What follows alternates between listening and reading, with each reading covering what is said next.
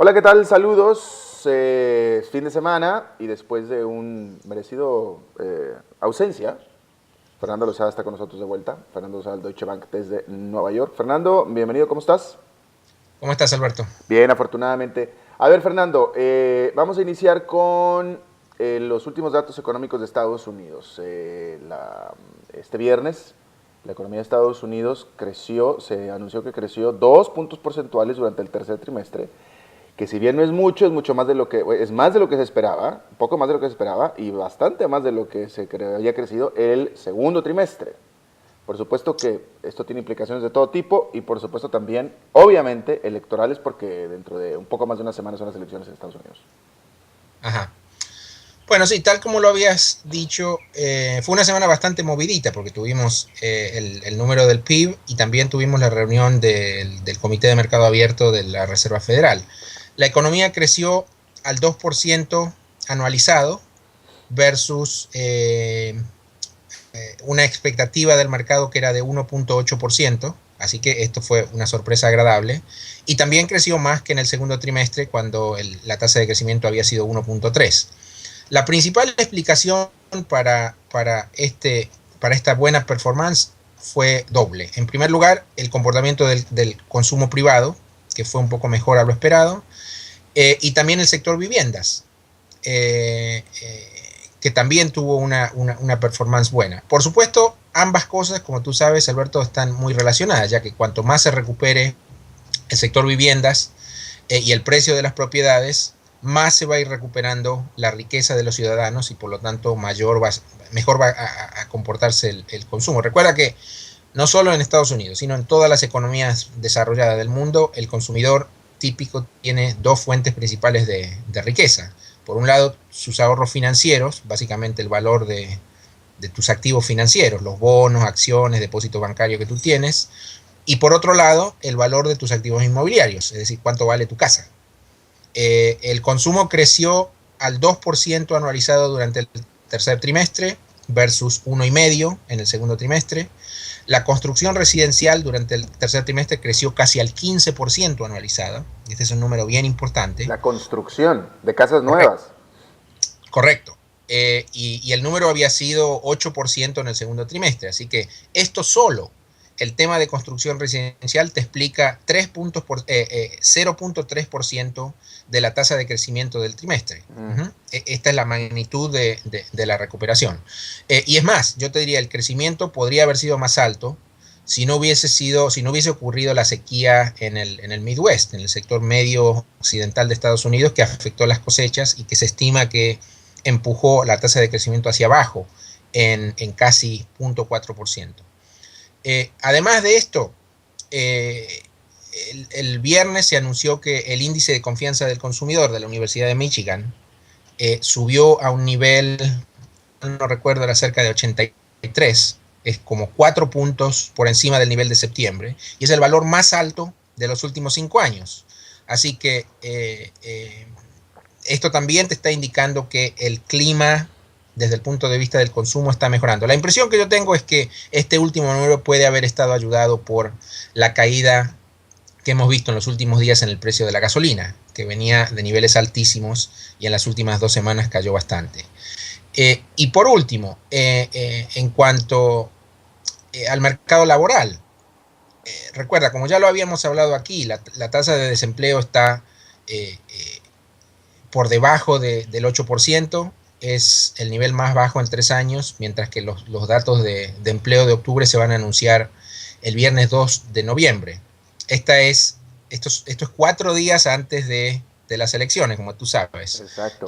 Así que el número podría tener una importancia Ahora, déjame, peculiar. déjame trato de demostrar mis pocos básicos conocimientos y razonamiento económico, porque, y dime si tengo razón o no, aquí es donde voy a tratar de impresionar a la gente. No, pero ahora que acabas de mencionar que la construcción subió 15% de casas nuevas, aquí en Estados Unidos, bueno, como cualquier parte del mundo, la construcción utiliza mucha mano de obra.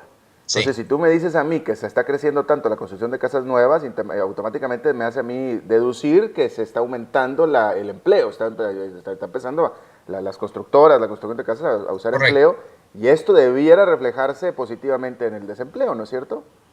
Correcto, y eso en parte es lo que ha ocurrido. Y, y, y se reflejará en este número siguiente que viene este viernes, de tal Bueno, manera. es un poco temprano como para decirlo, porque la verdad es que el número de septiembre fue un poco más fuerte de lo que nosotros esperábamos, Ah, así que quizás haya un poco de ajuste con respecto a esta mejora tan fuerte que hubo el mes pasado. Sin embargo, todo parecería indicar que el número de empleo de octubre debería ser un número bueno.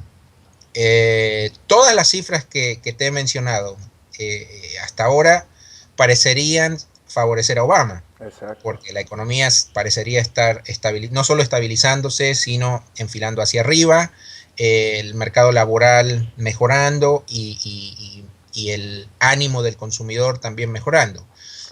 Yo te diría, si bien esta economía todavía, la economía de Estados Unidos, está lejos de tener una performance estelar, por lo menos está teniendo una tendencia favorable. Ahora, tal como ya te lo había dicho en otras ediciones de tu show, a mí no me gustan las teorías conspirativas, así que en mi opinión los números estos no es que se estén manipulando No. ni que sean inventados, los números son lo que son en realidad.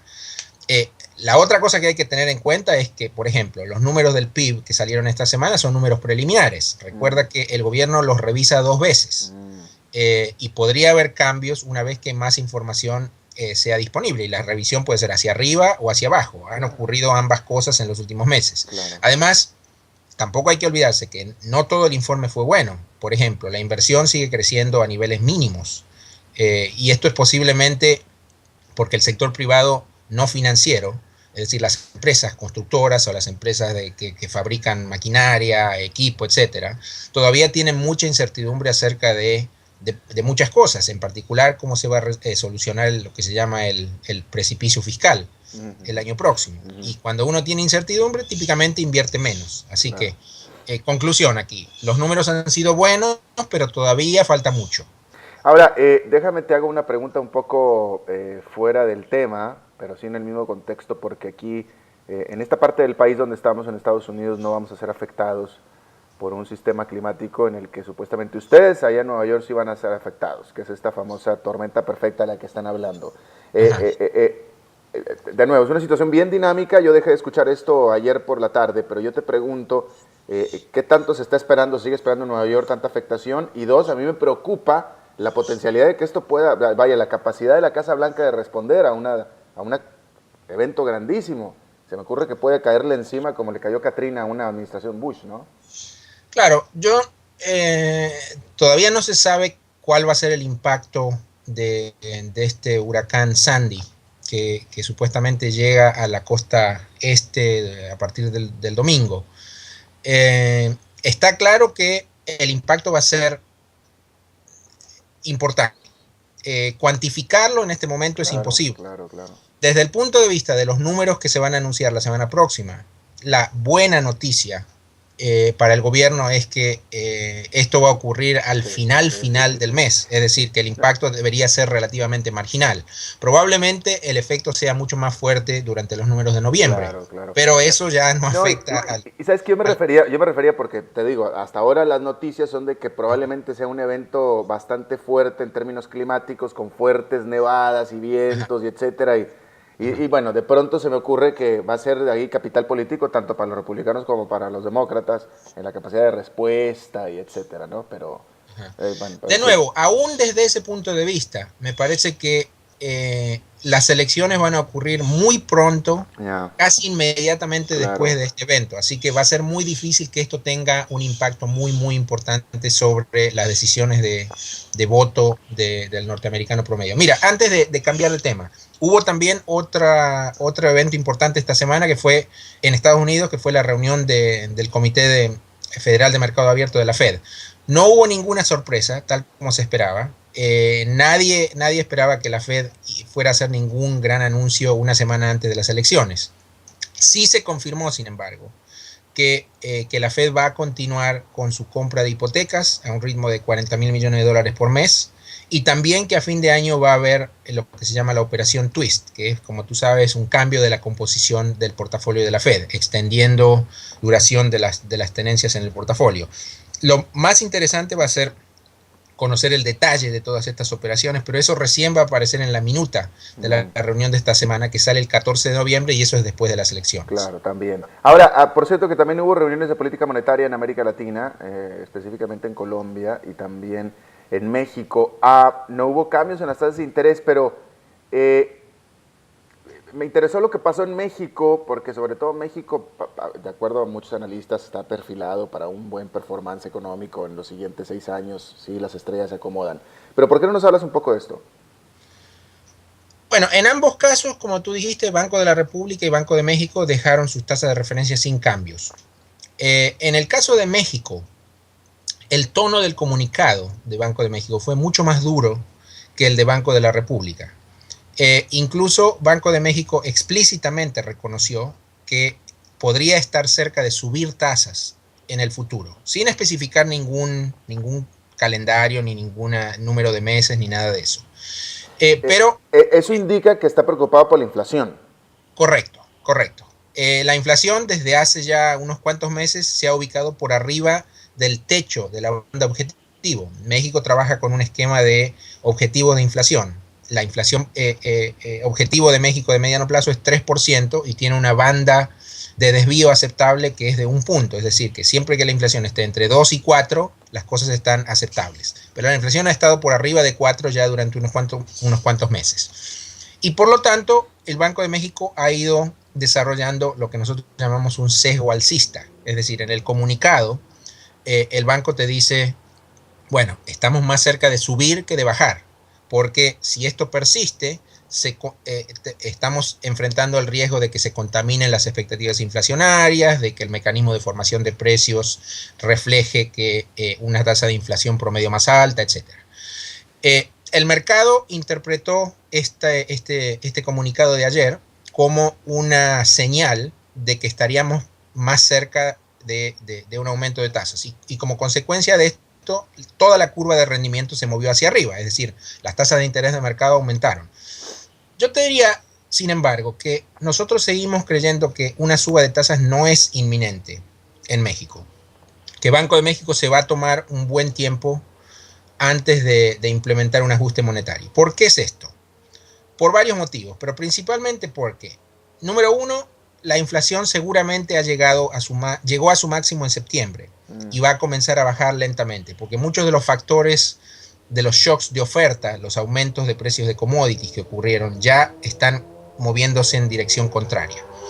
Incluso en el comunicado del Banco de México reconoce esto. Ellos dicen, en septiembre probablemente hayamos visto lo peor de los meses recientes. ¿Que no en diciembre siempre se te levanta un poquito por estacionalidad? Es cierto, pero no te olvides que la inflación que estamos mirando es la inflación anualizada.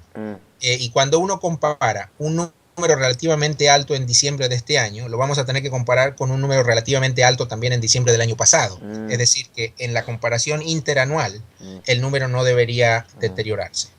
En segundo lugar, la economía mexicana creció más fuerte a lo esperado durante el primero y sobre todo el segundo trimestre del año, pero todo parece indicar que gradualmente se va a ir desacelerando. No mucho, pero se va a ir desacelerando hacia tasas más compatibles con lo que nosotros creemos que es la tasa de crecimiento potencial del PIB en México, que está en alrededor de 3,5%.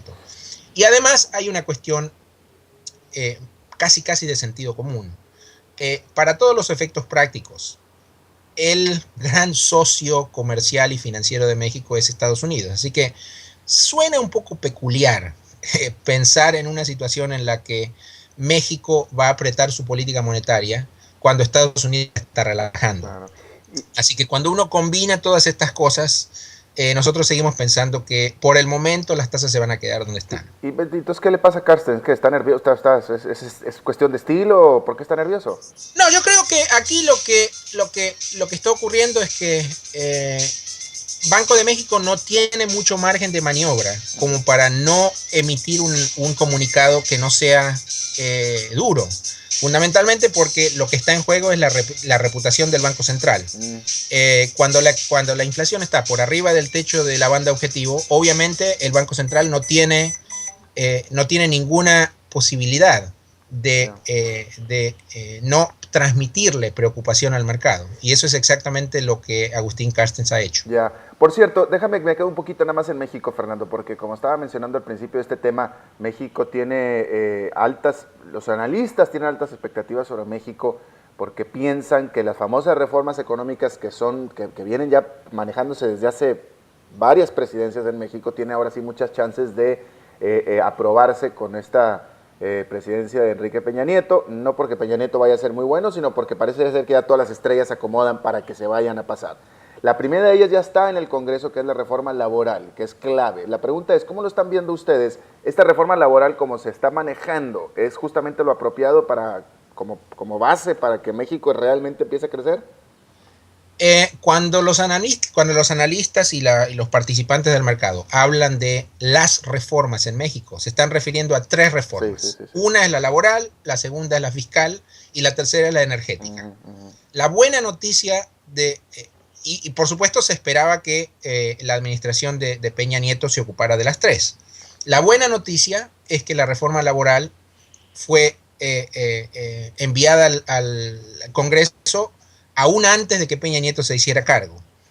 Yo te diría que mucha gente se entusiasmó muchísimo en el último mes, porque todo parecía indicar que la reforma laboral iba a salir en forma casi instantánea. Sin embargo, como tú sabes, las cosas se han complicado ahora, porque la reforma se modificó en el Senado, se volvió a introducir el tema de democracia sindical, y ahora no está claro qué es lo que va a ocurrir o cuán rápido estos cambios se vayan a tratar en la Cámara de Diputados. Yo te diría que de la misma manera que fue una muy buena noticia que el proyecto de reforma laboral fuera discutido en el Congreso en forma tan rápida, sería una noticia muy mala si el nuevo proyecto por la reinserción del tema sindical se cajonea, entre comillas, y la cosa se pospone hasta el año próximo.